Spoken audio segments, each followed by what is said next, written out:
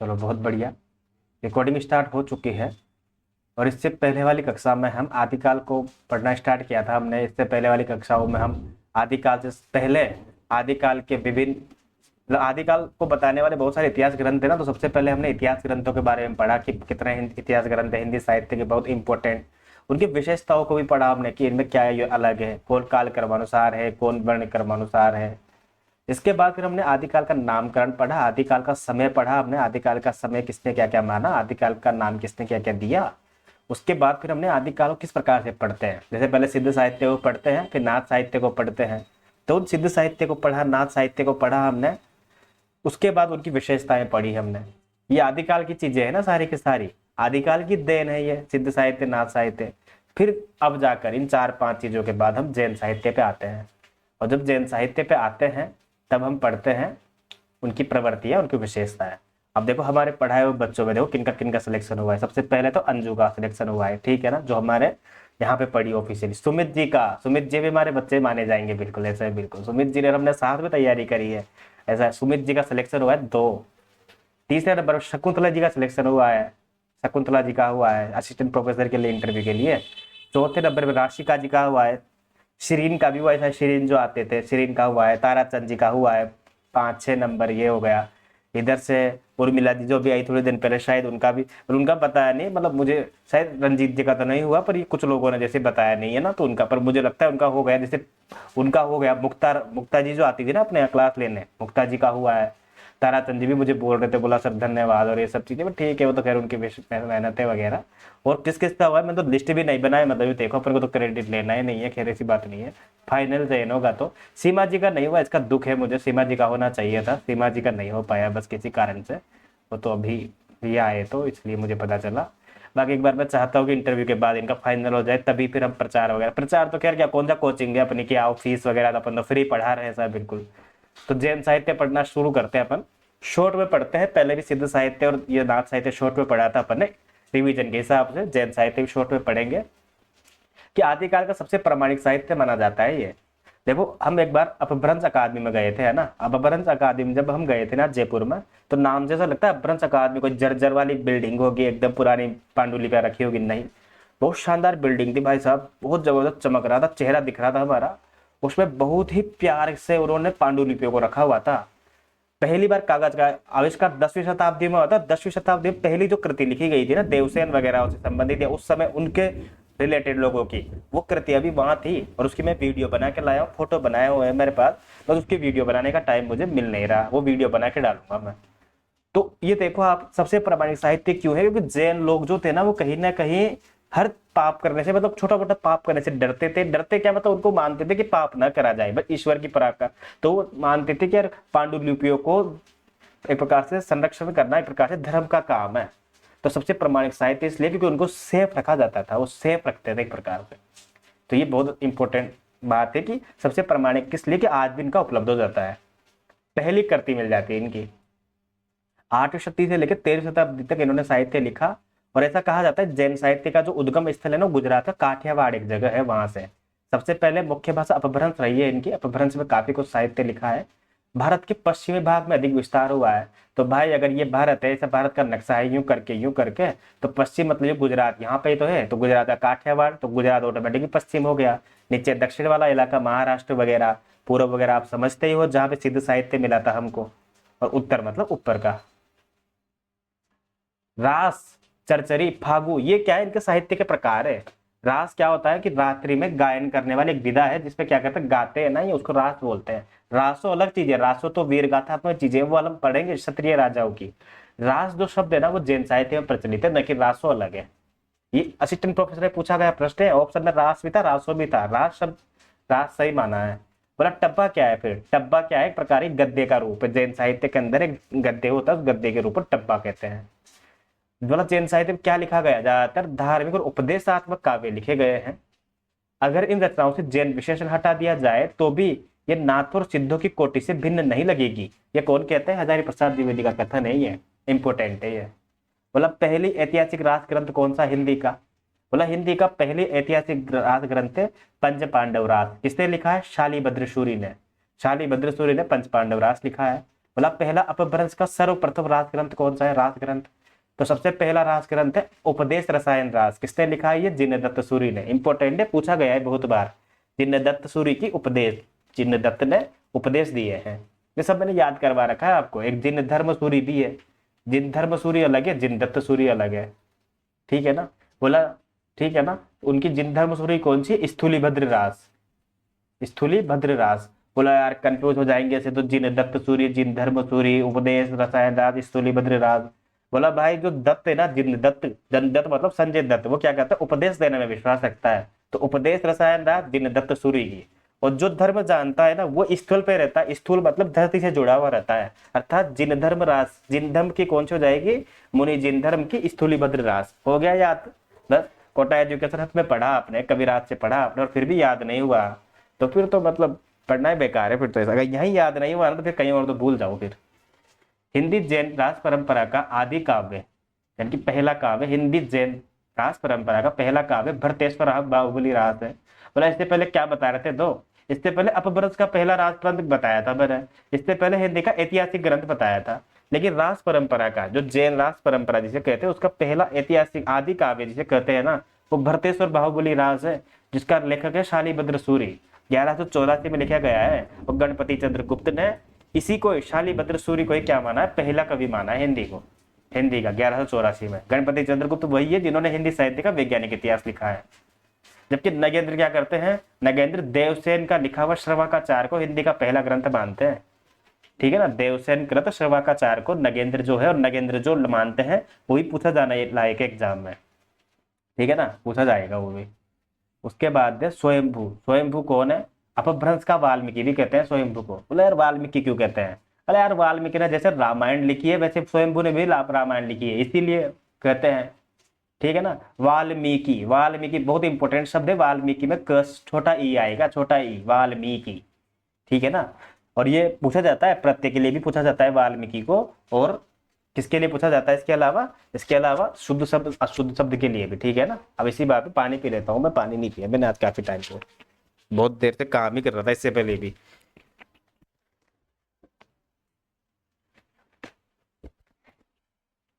हाँ, तो देखो क्या होता है ना, इससे पहले भी क्या वीडियो बना रहा था वो, कि वो जो फोरम होता है ना, टेप वाला फोरम, वो क्या है, आज मैंने किसी का ले लिया टेप फोरम, भरा बुरा आया, उसकी वीडियो बना दी। देखो भरे बुरा आएगी, है ना। भरा भरा फॉर्म कोई देता नहीं है, लेकिन मुझे मिल गया था एक का, उनका बनाया मैंने। उस वीडियो को ना शेयर कर देना एकदम बढ़िया तरीके से, और अपने दोस्तों को, क्योंकि चाहे आप किसी भी कैटेगरी के हो, किसी भी सब्जेक्ट से हो, आरपीएससी में अगर डेप फॉर्म भरना ही पड़ेगा, डिटेल एप्लीकेशन फॉर्म, है ना। चाहे जूलॉजी के हो, चाहे वो किसी भी, है ना, सब्जेक्ट के। खैर अपन तो सभी हिंदी के हैं।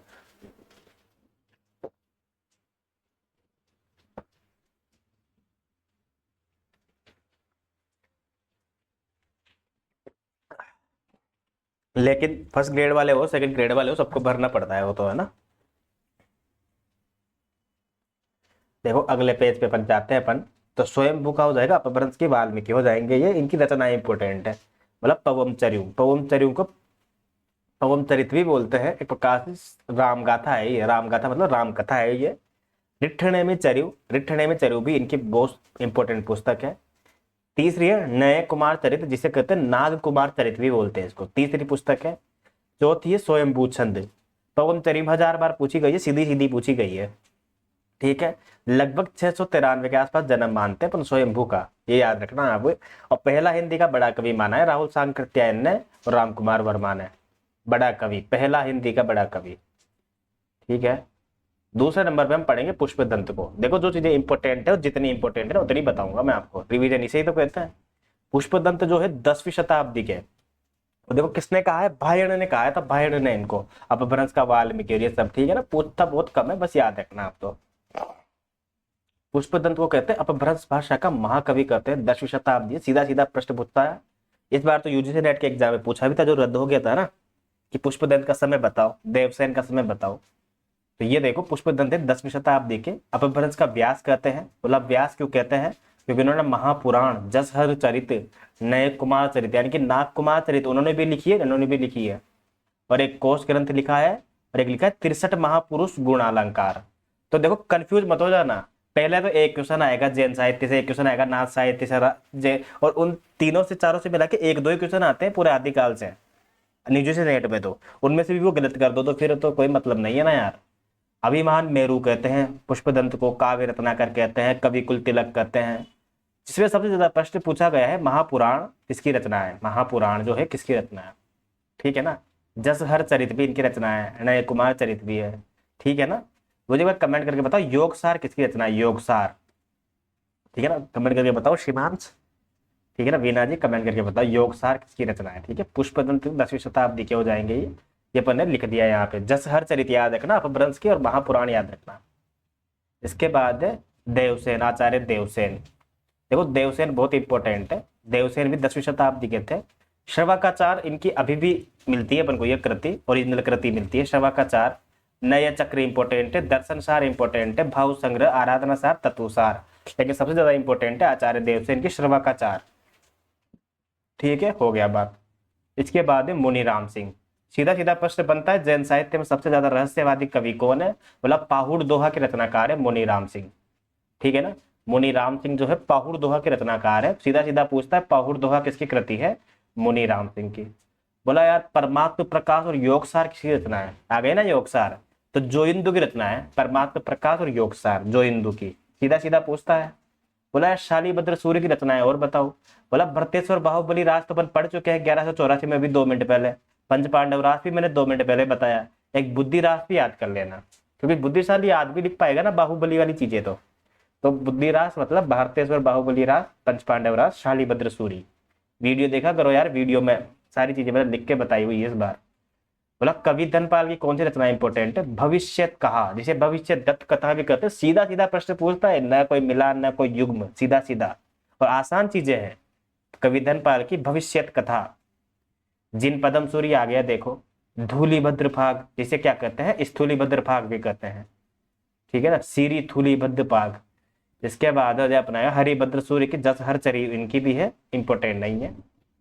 राजशेखर सूर्य की पूछी हुई है नेमिनाथ फागु, फागु देखो नेमिनाथ फागु, नेमिनाथ नाम से चरियु, बहुत सारी रचना है, सब बताऊंगा, सब लिखी हुई है। राजशेखर नेमिनाथ फागु। देखो शिखर में पहुंच कर आप क्या कर सकते, फागु मना सकते हैं, फाग, फाग का महीना शिखर पर पहुंच कर ही मनाया जा सकता है। तो बोला बसंत भी मना ले के सर, बोला बसंत विलास फाग भी मना लो। राजशेखर सूरी। बोला यार आसगु कवि की रचना पूछता है कभी कभी, हाँ पूछता है ना, चंदन बाला रास और जीवदया रास। और नगेंद्र में तो क्या बढ़िया तरीके से समझा रखा है इन सब चीजों को यार, हर एक चीज को इंपॉर्टेंट तरीके से समझा रखा है कि किसमें 84 दोहे है, क्या क्या है। आसगु कवि की है चंदन बाला रास और जीवदया रास। प्रज्ञा तिलक की है कच्छुली रास, ठीक है, पूछे वो ये कच्छुली रास का भी। उद्योतन सूर्य की कुवलय माला 1000 बार पूछी गई है, जिसमें 18 बोलियों के शब्द मिलते हैं। मेरु तुंग के प्रध्वन चिंतामणि, दलहन की गयसु कुमार रास, कलहन की आबू रासो, पलहन की आबू रास, जलहन की बुद्धि रासो, और शालीभद्र सूर्य की बुद्धि रास, जो अपन पढ़कर आ चुके हैं। बोया गए सुकुमार रास, कहाँ गए, बोला दाल लेने गए हैं, दाल लेने गए हैं, तो क्या नाम हो जाएगा दलहन, गए सुकुमार रास दलहन। आबू रासो, बोला आबू रासो मतलब कल गए थे भाई, है ना, आबू रासो। और पल पल में मुझे रास की याद आती है, आबू की याद आती है, बाबू की याद आती है। पलहन, पलहन मतलब आबू रास, ठीक है। बोला कलहन, बोला कल क्या करोगे आप, रासो करेंगे, रासो मतलब युद्ध टाइप से, यू के चलो आबू रासो। बोला आबू रास किसकी है, आबू मतलब बाबू की याद आती है, रास मतलब प्रेम, प्रेम की याद आती है, पल पल, पल पल तो पलहन, ठीक है। जलहन मतलब जल, तो भाई जल में जाने से पहले बुद्धि लगा लेना, बहुत बारिश हो रही डूब जाओगे। इसके बाद आते हैं नेमिनाथ। नेमिनाथ नाम से 4 रचनाएं हैं, कौन कौन सी, नेमिनाथ चरियु, नेमिनाथ फागु, नेमिनाथ रास और नेमिनाथ चौपाई। देखो सबसे पहले तो नेमिनाथ चौपाई को याद करो। बोला चौपाई कैसे गानी चाहिए, प्रेम के साथ विनय के पद पढ़िए, आइए मिलकर विनय के पद पढ़िए चौपाई में, विनय चंद्र सूरी, विनय चंद्र सूरी के पद पढ़िए नेमिनाथ चौपाई। बोला रास कहले ना आ जाना कृष्ण के साथ, कौन से लोग आना, वही लोग आना सिर्फ जो सुमति के हो, सुमति मतलब अच्छी मति के हो, पाप वाले लोग मत आना, बस सभी सुमति गण आ जाओ, सुमति गुण क्या करने आ जाओ, रास खेलने आ जाओ, नेमिनाथ रास। मतलब फागु कौन खेलेगा, फागु खेलेगा जो शिखर पे जाएगा, जो दिमाग लगाएगा। और नेमिनाथ चरियु, बोला चरित्र सुनाओ मुझे, चरियु मतलब चरित्र होता है ना, बोला चरित्र सुनाओ, कथा सुनाओ, किसकी, हरि की कथा सुनाओ, हमको हरि की कथा सुनाओ, हरिभद्र सूरी, हरिभद्र सूरी ने लिखा है नेमिनाथ चरिव, नेमिनाथ फागु लिखा है राजशेखर सूरी ने, नेमिनाथ रास लिखा है सुमति गणी ने, नेमिनाथ चौपाई लिखा है विनय चंद्र सूरी ने। अभी फिर से दो रचना हो जाएगी, जिन दत्त सूरी जिन धर्म सूरी। मैं इनकी ट्रिक बता चुका हूं कि दत्त जो है संजय दत्त वो उपदेश देता रहता है, तो जिन दत्त सूरी उपदेश रसायन रास, जिन धर्म सूरी स्थूलिभद्र रास। धर्म के पथ पर चलोगे हमेशा स्थूल पे धरती पर आपके पैर रहेंगे, स्थल पर। जिन धर्म सूरी स्थूलिभद्र रास। स्वयंभू की एक रचना है पवम चरियु, हम पढ़कर आ चुके हैं, लेकिन विमल चंद्र में म आ रहा है ना, विमल चंद्र में पवम चरियु के पीछे अगर म लग जाए तो समझ लेना वो विमल चंद्र सूरी की हो जाएगी। पवम चरियु लिखी है स्वयंभू ने, विमल चंद्र सूरी ने लिखी है पवम चरियुम, पवम चरियुम। बाकी मैं विनय चंद्र की आपको बता ही चुका हूँ, विनय अलग है विमल अलग है। विमल में म आ रहा है तो पवम चरियु के पीछे म लगा देना, पवम चरियु। और विनय मतलब नेमिनाथ चौपाई, ठीक है, नेमिनाथ चौपाई किसकी है, विनय चंद्र सूरी की। बाकी एक और जम्बू स्वामी रास, ये हो जाएगी अपने श्रीधरम सूरी की जम्बू स्वामी रास, ठीक है, श्रीधरम सूरी की जम्बू स्वामी रास, ठीक है। कि हमने जैन साहित्य पढ़ा मोटा मोटा, अभी नीचे बहुत इंपॉर्टेंट चीजें पढ़ेंगे और भी बाकी सारी चीजें अभी हैं। रासो साहित्य, इसके बाद अपन शुरू करेंगे रासो साहित्य। ऊपर में उनकी विशेषता वगैरह बता चुका हूँ जनरली जैन साहित्य की मोटी मोटी, भाई जैसे शांत रस वगैरह मिलता है थोड़ा बहुत, और वो सारी चीजें प्रमाणिक साहित्य है, ये सब चीजें। अब पढ़ते रासो साहित्य की। देखो रासो साहित्य मोटा मोटा 10वीं शताब्दी से लेकर 14वीं शताब्दी तक इनकी विशेषता है कि ये मिलता है, इसका समय मिलता है। बोला भाषा कौन सी मिलती है, भाषा मिलती है डिंगल और पिंगल। बोला डिंगल पिंगल क्या है, वैसे डिंगल पिंगल तो काव्य की शैलियां हैं, ये प्रश्न आया हुआ है कि डिंगल पिंगल क्या है, काव्य की शैलियां। फिर भी भाषा शब्द इसके साथ लगता है, क्यों लगता है, बोला डिंगल तो वो भाषा होती है जिसमें अपभ्रंश के साथ राजस्थानी भाषा का मेल मिलाप हो जाए। अपभ्रंश के साथ मिला के राजस्थानी शब्द जोड़ दिया जाए तो डिंगल हो जाएगी, और अपभ्रंश के साथ अगर ब्रज भाषा का मेल हो जाए तो पिंगल हो जाएगी। इसीलिए पृथ्वीराज रासो को पिंगल का ग्रंथ माना जाता है, क्योंकि उसमें ब्रज भाषा का योग है। बोला रासो साहित्य क्या है, मतलब रासो साहित्य एक प्रकार का वीर साहित्य है, चारण साहित्य भी कहते हैं, क्योंकि अधिकांश जो है रासो साहित्य चारण जाति के द्वारा लिखे गए थे। ये बोला रासो शब्द की उत्पत्ति, ये बहुत इंपॉर्टेंट क्वेश्चन है। बोला कैसे है, क्योंकि जो सबसे पहले गार सदतासी आए थे इतिहासकार, उन्होंने रासो शब्द की जो उत्पत्ति है ना राजसूय यज्ञ से मानी है, राजसूय शब्द से रासो शब्द की उत्पत्ति मानी है। बोला ठीक है यार, राजसूय मतलब बाहर से आया हुआ आदमी, गार सदतासी बाहर का है तो राजसूय से मान ली। बोला ग्रियर्सन तो अपने देश का है ना, हाँ यार अपने देश का तो नहीं है पर अपने देश के लिए बहुत काम किया है इन्होंने, थे तो आयरलैंड के। बोला क्या माना है, बोला राजा देश शब्द से ग्रियर्सन शब्द ने मानी है उत्पत्ति। बोला यार कोई तो होगा जिसने रास से मानी हो रासो शब्द की उत्पत्ति। बोला रास तो यार कृष्ण जी से संबंधित है, मतलब नंद के दुलारे से, अर्थात नंद दुलारे वाजपेयी ने किसकी मानी है, रास शब्द से उत्पत्ति मानी है। रास शब्द से उत्पत्ति किसने मानी है, नंद दुलारे वाजपेयी ने। तो नंद का दुलारा मतलब नंद का बच्चा मतलब बच्चन सिंह ने भी रास शब्द से रासो शब्द की उत्पत्ति मानी है, ठीक है। बोला यार रासक भी नाम सुना है मैंने, आखिर रासक शब्द से भी उत्पत्ति मानते हैं लोग। अच्छा रासक से भी मानते हैं क्या, तो रासक से मानते हैं बड़े बड़े लोग। बड़े बड़े कौन, हजारी प्रसाद द्विवेदी, बहुत काम किया है साहित्य के लिए, इतिहास के लिए। माता प्रसाद गुप्त बहुत बड़ा नाम है, बिसल देव रासो का संपादन किया है और भी बड़े बड़े ग्रंथों का संपादन किया है, पृथ्वीदास रासो का भी किया है। तो देखो बिसल देव रासो, ठीक है ना। तुलसी काव्य मीमांसा एक ग्रंथ पूछा था भी कमेंट करके किसी ने, तुलसी काव्य मीमांसा कहते हैं ना ऐसे, अरे सा तुम सा कोई नहीं है, वो बोलते ना भाभी सा मामो सा। तुलसी काव्य मीमांसा उदय भानु साहब जो है ना, उदय भानु उनकी रचना है ये। अपन जब पढ़ते हैं उनका ये ना ग्रंथ, एक बार शिवांश कमेंट करके बताओ मुझे साहब क्या लगता है आप सबको, कैसे है बताता हूँ आपको। क्योंकि क्या होता है अपना जो अपने वो ग्रंथ है ना, अपना क्या नाम है, अमृतलाल नागर जी का, अमृतलाल नागर, उसपे क्या है काफी सारे ग्रंथ दे रखे हैं, उन्होंने लिखा है मानस का हंस। उसपे क्या है उनकी भूमिका में लिखा है कि भाई मैंने ये ग्रंथ लिखने के लिए सबसे पहले बहुत सारे ग्रंथों की हेल्प ली है, जिसमें तुलसी काव्य मीमांसा की हेल्प ली है। और तुलसी काव्य मीमांसा उसमें दे रखा है उदय भानु सिंह, उनकी पुस्तक है तुलसी काव्य मीमांसा, ये याद रखना। ठीक बा। तो देखो रासक शब्द से उत्पत्ति मानते दशरथ शर्मा, बहुत इंपॉर्टेंट है, दशरथ शर्मा द्वारा लिखा गया जो पृथ्वीदास रासो है ना, जो उनके द्वारा संपादित है, उसको प्रमाणिक मानते हैं लोग। पंडित विश्वनाथ प्रसाद मिश्र ने भी रासक शब्द से मानी है, माता प्रसाद गुप्त को मैंने बताया दिया आपको, तो चंद्रबली पांडे ने भी जो है राष्ट्रक शब्द से उत्पत्ति मानी है। बोला नरोत्तम, सबसे नरों में उत्तम। बोला तुम तो नरों में उत्तम हो यार। बोला यार क्यों मजाक उड़ा रहा है, क्यों हूं मैं नरों से उत्तम। बोला यार तू रसिक समाज के बीच बैठता है, अर्थात रसिक शब्द से उत्पत्ति मानी है रासो शब्द, रासो की नरोत्तम स्वामी ने। जबकि राजयश शब्द से मानी है हर प्रसाद शास्त्री ने और विंदेश्वरी दूबी ने। बोला रसायन से किससे मानी है, रसायन से मानी पिताजी ने। पिताजी मतलब आचार्य रामचंद्र शुक्ल ने रसायन शब्द से मानी है रासो शब्द की उत्पत्ति। जबकि रहस्य से मानी है किसने, कविराज श्यामल दास जो कि राजस्थान गए थे, और काशी प्रसाद जायसवाल ने रहस्य शब्द से मानी है, क्योंकि राजस्थान वाले तो रहस्य मत बातें करते हैं ना यार, इसलिए कविराज श्यामल दास ने रहस्य शब्द से मानी है रासो शब्द की उत्पत्ति। याद रखना बिल्कुल ये। तो यार कुछ विशेषता वगैरह बताओ यार मुझे रासो साहित्य की। देखो अंगिरस तो वीरस मिलेगा आपको भीतर, अंगिरस मतलब कुल मिला के बात ये कि वीर। बोला यार क्या श्रृंगार नहीं मिलेगा क्या। बोला भाई अंगिरस अलग चीज होती है और दूसरे रसों का मिलना अलग चीज होती है। महाकाव्य वही होता है जिसमें सभी प्रकार के रस हो, तो श्रृंगार रस मिलेगा, विभत्स मिलेगा, भयानक मिलेगा, विरह मिलेगा, परंतु अंगिरस क्या है, वीर रस से। याद रखो आप। प्रधान रस कौन से, मतलब जब महाकाव्य तो सभी रस प्रधान होंगे, सभी रस प्रधान है। बोला स्थान कहाँ पे है, कहाँ मिलता है, उत्तर प्रदेश में। अरे नहीं भाई, उत्तर प्रदेश में कबीर मिलते हैं, रासो साहित्य मिलता है राजस्थान में।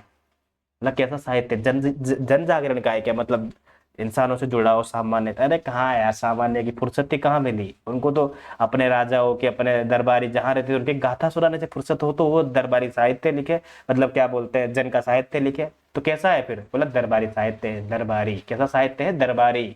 रासो साहित्य दरबारी, दरबारी मतलब बड़े लोगों का।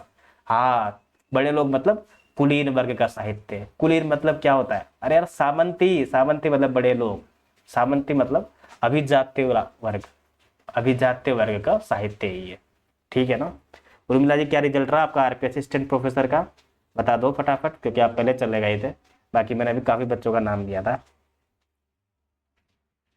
संकीर्ण राष्ट्रीयता और क्षेत्रवाद मिलता है। ठीक है, मतलब तब तक तो कोई राष्ट्र वगैरह था नहीं यहाँ पे। ठीक है ना, हम एक प्रकार से वही पता है ना, भारत जैसा देश नहीं था ना, वो अलग अलग साम्राज्य को अपना देश समझते थे। तो क्षेत्रवाद मतलब अपने क्षेत्र के लिए मर मिटना, ये मिलता है। तो राष्ट्रीयता का तो पूर्ण अभाव मिलता है यहाँ पे। ऐसा नहीं है कि संपूर्ण अखंड भारत के लिए लड़ रहे हैं, नहीं, सिर्फ अपने ऐश्वर्य के लिए, अपने खुद की सीमा बढ़ाने के लिए लड़ रहे हैं।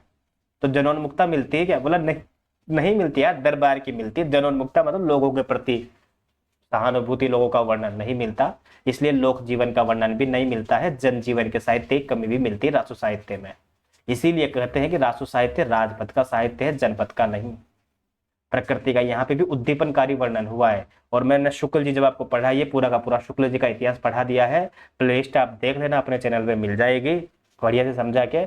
उद्दीपनकारी वर्णन और आलम्बनकारी वर्णन क्या होता है मैं समझा चुका हूँ आपको। ठीक है ना, कि प्रकृति को जैसा था वैसा नहीं देख के बेचारी को अपने दुख सुख के रंग में देखना। 12 मासा का प्रयोग मिलता है क्या, बिल्कुल मिलता है। 12 महीने रोना लगा रहता है, उसका वर्णन करना 12 मासा कहलाता है। 12 मासा के दुख का, 12 मासा के सुख का वर्णन करना 12 मासा कहलाता है। तो ये मिलता है बिल्कुल। कहाँ पे मिलता है, कहाँ पे देखा, जैसे बीसल देव रासो में मिलता है। अच्छा बीसल देव रासो में मिलता है, कौन से महीने से, बोला कार्तिक महीने से। बोला यार जब कार्तिक महीने से बीसल देव रासो मिलता है तो चढ़ा अषाढ़ गगनगन साजा, गगनगन गाजा। बोला कहाँ मिलता है, बोला यार ये पद्मावत में है, पद्मावत में, पद्मावत जायसी की रचना है, उसमें 12 मासा मिलता है ना, वहां आषाढ़ के महीने से 12 मासा शुरू होता है, जबकि बीसल देव रासो में कार्तिक महीने से होता है। अच्छा अच्छा अच्छा अच्छा। इन रचनाओं में, किन रचनाओं में, रासो रचनाओं में कवियों द्वारा आश्रय दाताओं के शौर्य और ऐश्वर्य का अतिशयोक्तिपूर्ण वर्णन किया है। यह साहित्य मुख्यतः चारण कवियों का है। इन रचनाओं में ऐतिहासिकता के साथ साथ कवियों ने कल्पना का समावेश भी कर दिया है। कल्पना मिलती है 200% मिलती है, ठीक है ना, क्योंकि अब अतिशयोक्तिपूर्ण वर्णन करेंगे, थोड़ी बहुत कल्पनाएं जाती है। युद्ध और प्रेम का वर्णन अधिक किया है। वीर रस और श्रृंगार रस बहुत ज्यादा मात्रा में यूज किया है। टिंगल और पिंगल शैली का प्रयोग किया है।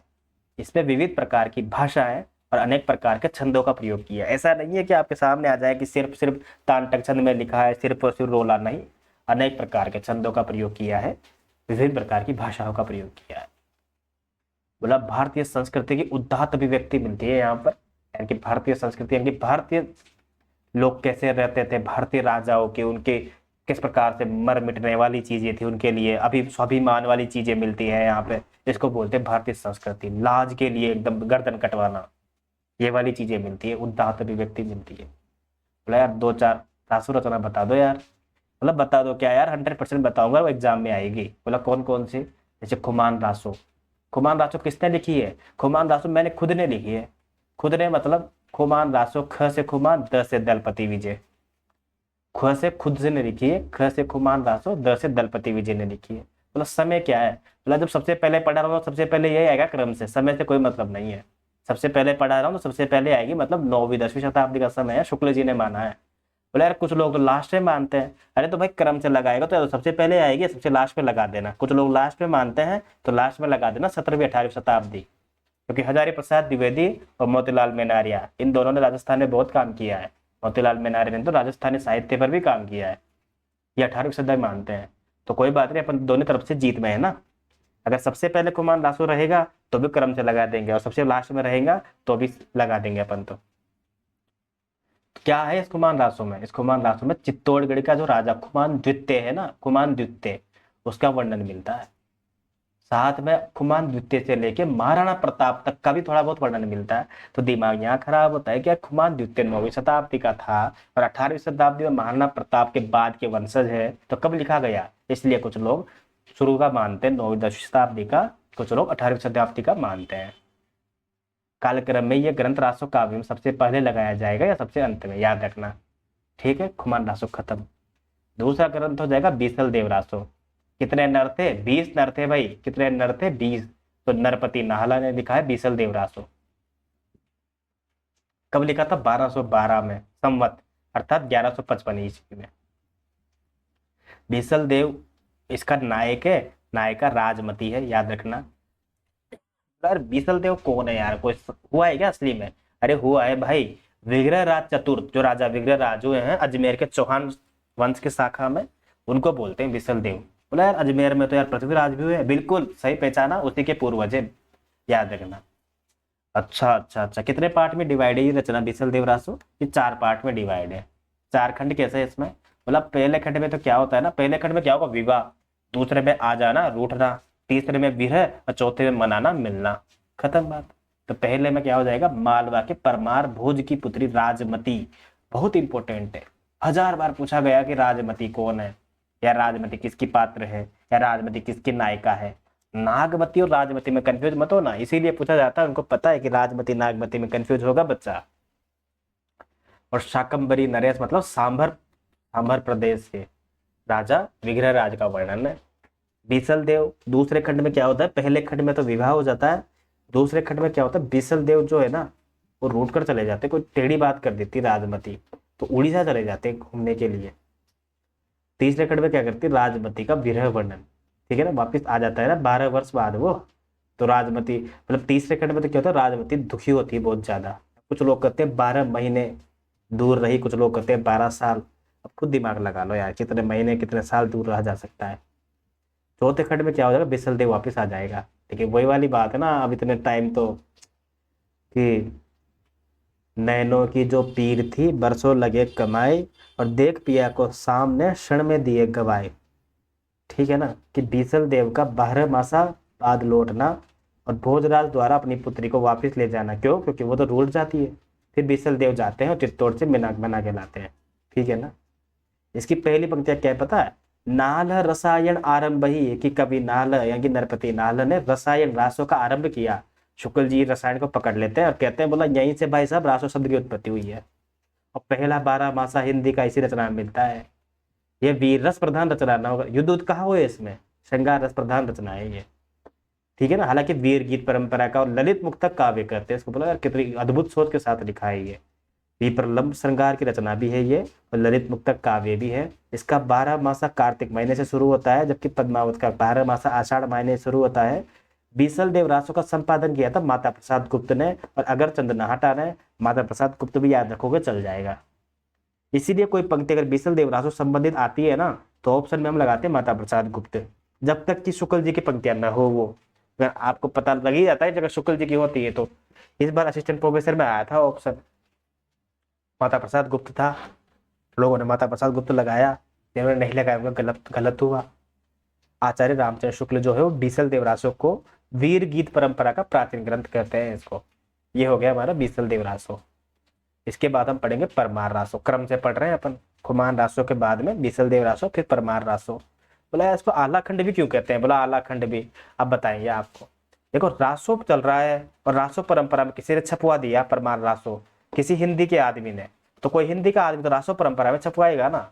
तो जब श्याम सुंदर दास जो कि इंडिया के थे, उनको तो पता था कि जब रासो चल रहा है तो रासो छपवाएंगे ना हम। तो परमार रासो किसने छपवाया? हिंदी के आदमी श्याम सुंदर दास ने। उसने छपवाया तो उसने परमार रासो नाम से छपवाया। बोला आलाखंड ये क्रमभंग कौन कर सकता है? विदेश का आदमी। तो विदेश का आदमी था कोई चार्ल्स इलियट, उसने क्या किया? आलाखंड के नाम से छपवाया, इसलिए इसे आलाखंड भी कहते हैं और परमार रासो भी कहते हैं। बोला लेखक जगनिक है, इसका जगनिक की कृति है, ठीक है ना। और 13वीं शताब्दी की कृति है, 13वीं सदी की। आला क्या होता है? आला क्यों लिखा था? क्योंकि आला क्या होता है? वर्षा ऋतु में गाए जाने वाले गीत परंपरा का काव्य था ये। वर्षा ऋतु में अधिकतर खेतों में काम करने वाले लोग। आलाखंड जो है 1865 में छपवाया था ये। देखो लिखा तो 13वीं सदी में है, लेकिन हमारे पास तो मशीनें आ जाइए ना, हम तो आज छपवाएंगे इसको। इसलिए आलाखंड जो है 1865 इसलिए कहा जाता है क्योंकि चार्ल्स इलियट ने इसका संपादन इसी नाम से करवाया। बाद में परमार रासो के नाम से भी इसको छपवाया श्याम सुंदर दास ने नागरी प्रचारणी सभा में काशिकी में 1919 में। इसमें आला और उदल की कथा है, इसमें आला उदल की कथा है। वीर रस से ओतप्रोत कथा मिलती है। बोला 12 बरस ले कुकर जीवे और 16 बरस जिए सियार, 8 बरस 18 क्षत्रिय जीवे आगे जीवन को धिक्कार। बोला कुत्ता 12 साल तक जीता है मर जाता है, 16 साल तक सियार जीता है मर जाता है, क्षत्रिय 18 साल से ज्यादा नहीं जी सकता क्योंकि उसको अधिकार ही नहीं है। कहते हैं बोला युद्ध में मरना है ना स्वर्ग को मिलना होता है, मतलब युद्ध में काम आ जाना। बोला बहुत नसीब वाले लोग होते हैं जो युद्ध में मर जाते हैं या युद्ध में जिनको तो काम आ जाते हैं साहब। तो बोला कि युद्ध करो और युद्ध में एक प्रकार से अपने प्राण दे दो, ये इसके भाव मिलते थे। आला छंद में वीरों की उत्साह जगाने वाला है एक प्रकार से ये, ठीक है। ये पढ़ा हमने। चौथा हम पढ़ेंगे हमीर रासो 1357 ईस्वी का। बोला यार हमीर रासो क्या है? बोला हमीर रासो प्राकृत पेगलम के 8 छंदों के आधार पर शुक्ल जी ने इसके अस्तित्व को स्वीकार किया था। ये पूछा गया था असिस्टेंट प्रोफेसर में, इसी बार पूछा गया है ये। बोला प्राकृतम पेंगलम के 8 छंदों के आधार पर शुक्ल जी ने कौन सी कृति का पता लगाया? बोला हमीर रासो का। ऑप्शन में था हमीर रासो। प्रश्न आता है 1357 में से इसका सब समय है और शारंगधर की रचना है। शारंगधर की शारंगधर, ठीक है ना। बोला और कुछ रचनाएं बताओ जो पूछी जाती है। बोला सीधी सीधी पूछी जाती है। म से मयंक, म से मधुकर कवि। जय मयंक जस चंद्रिका नाम से एक ग्रंथ है जो मिलता नहीं है, सिर्फ किसी और कृति में इसका उल्लेख मिलता है बस। जो खुद ग्रंथ नहीं मिलता, किसी और प्राप्त हुई कृति में उसका उल्लेख मात्र मिलता है। जय मयंक जस चंद्रिका, म से मयंक, म से मधुकर कवि की है। याद रखना, सीधा सीधा पूछा जाता है, कोई ऑप्शन नहीं, मतलब कोई मिलान नहीं, कोई युग्म नहीं। अभी किस्मत अच्छी हो तो ऑप्शन में युग्म दे दे। जय मयंक जस चंद्रिका मधुकर कवि ने, शुक्ल जी ने खुद इसका उल्लेख किया है। जो 12 कविता है या 12 ग्रंथ गनाए हैं ना वीर गाथा काल के लिए, उसमें इसका उल्लेख किया है। दूसरी कृति हो जाएगी जयचंद प्रकाश।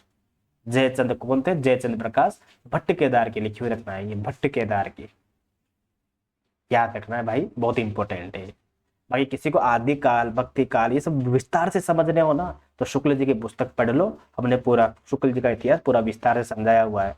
जैन साहित्य की विशेषता है, राजो साहित्य की विशेषता है, जैन साहित्य के अलावा सिद्ध साहित्य की विशेषता है, नाथ साहित्य की विशेषता है, संत साहित्य की विशेषता, सूफी साहित्य की विशेषता, अंतर वगैरह सब हमने पढ़ाया हुआ है, याद रखना, ठीक है।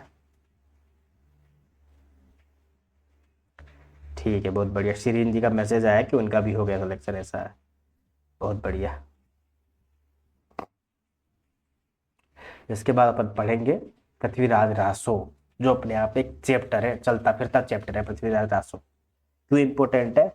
क्योंकि कभी कोई ऐसा एग्जाम नहीं जाता 2000% इंपॉर्टेंट है कि पृथ्वीराज रासो से प्रश्न ना पूछा जाए। क्योंकि पहली बात तो हिंदी का सर्वश्रेष्ठ काव्यों में आता है, ये भी सर्वश्रेष्ठ महाकाव्यों में आता है, ठीक है ना। सर्वश्रेष्ठ काव्य एकमात्र नहीं है, काव्यों में कहा है मैंने। जैसे रामचरितमानस तो आता ही है, जायसी का पद्मावत आता ही है। वैसे आपको एक काम की बात बताता हूँ मैं। जैसे यूनेस्को जो है ना, यूनेस्को विदेश की एक संस्था है, वो क्या करती, जैसे वो क्या करती, मतलब वो जिम्मा उठाती कि इन धरोहर स्थल को हमको बचाना है, इनके लिए हम काम करेंगे, तो पैसा खर्च करती है वो। तो उन्होंने क्या एक रजिस्टर बनाया, रजिस्ट्री करी है उन्होंने। तो उस रजिस्टर में 3 रचनाओं को उन्होंने लिखा है कि भाई ये रचना बहुत फेमस है का, और इनको हम हमारे यूनेस्को की सूची में शामिल करते हैं इन रचनाओं को, और इन पे हम काम करेंगे, इनको कभी लुप्त तो नहीं होने देंगे। तो वो 3 श्रेष्ठ रचनाएं कौन कौन सी पता है आपको? पहली का नाम है रामचरितमानस, होनी भी चाहिए। दूसरी का नाम है पंचतंत्र, विष्णु शर्मा जी की लिखी हुई पंचतंत्र, बहुत अद्भुत पुस्तक है। और तीसरी तो आप मानोगे नहीं भाई साहब, हृदयालोक लोचन। ये जो पुस्तक है ना हृदयालोक लोचन, इसको, हृदयालोक लोचन किसकी है? हृदयालोक लोचन जो है वो अपने अभिनव गुप्त की है। बोला यार हृदयालोक लोचन को क्यों मिला, हृदयालोक को क्यों नहीं मिला? हृदयालोक को ध्वनि लोक भी कहते हैं आनंदवर्धन की। बोला यार ओरिजिनल पुस्तकें मिलती नहीं है यार, सब इनकी टिक्काएं मिलती है, इसलिए हृदयालोक लोचन कहते हैं इसको, या ध्वनियालोक लोचन भी कहते हैं। इसको भी शामिल किया गया है। ये आनंदवर्धन की टीका है जो किसने लिखी है? अभिनव गुप्त ने लिखी है। अभिनव भारती भी लिखी है, अभिनव गुप्त ने। इन तीनों को यूनेस्को की सूची में शामिल किया गया है। ठीक है, मुझे लगता है पृथ्वीराज रासो एक अलग ही चैप्टर है, अलग ही टॉपिक है, इसको अगली क्लास में करना चाहिए। ठीक है ना, आज के लिए बस इतना ही काफ़ी है। तो फिर उसके बाद इसके अलग से पृथ्वीराज रासो के नाम से अलग ही वीडियो बना के डाल देंगे अपन। ठीक है ना, क्योंकि पृथ्वीराज रासो यार इसलिए भी इम्पोर्टेंट है क्योंकि पहला महाकाव्य है ये। ठीक है ना, शुक्ल जी ने पहला महाकाव्य कहा है इसको। काफ़ी इस पे विवाद भी है, कितने चैप्टर्स है, ऐसी कथाएं इंपॉर्टेंट है, कितने समय में बांटा गया है, कौन सा प्रमाणिक है, इसका समय, सारी चीज़ें इंपॉर्टेंट है। तो मुझे लगता है छोटी छोटी वीडियो में रिवीजन हो तो ज़्यादा अच्छा रहेगा, बच्चों को पढ़ने में भी आसानी रहेगी। और मेरे यहाँ लाइट भी चली गई है। ठीक है, और पानी भी बहुत आ रहा है। तो ठीक है, मिलते हैं अगले वीडियो में बाकी। और अभी तो मेरे पास जो है ना वो असिस्टेंट प्रोफेसर के लिए मुझे पीडीएफ भेज दो आप यार, ओरिजिनल वाली या कोई सी भी। मेरे पास अभी क्या इतना टाइम मिल नहीं रहा है मुझे, कसम से बता रहा हूँ कि मैं ओरिजिनल पीडीएफ इनको ढूंढ कर, तो अपन क्या असिस्टेंट प्रोफेसर की जो पीडीएफ है वो पढ़ नहीं पाएंगे अभी। तो उसकी क्लास अगली बार करते हैं पक्का। तो ठीक है, वीडियो ख़त्म करते हैं। भाई कोई डाउट हो टेलीग्राम वालों का तो मुझे बताना। ये क्लास टेलीग्राम पे लाइव रहती है डेली, KEH हिंदी के नाम से हमारा टेलीग्राम चैनल है, लिंक डिस्क्रिप्शन में मिल जाएगा। तो मैं एक बार वीडियो बंद कर देता हूँ।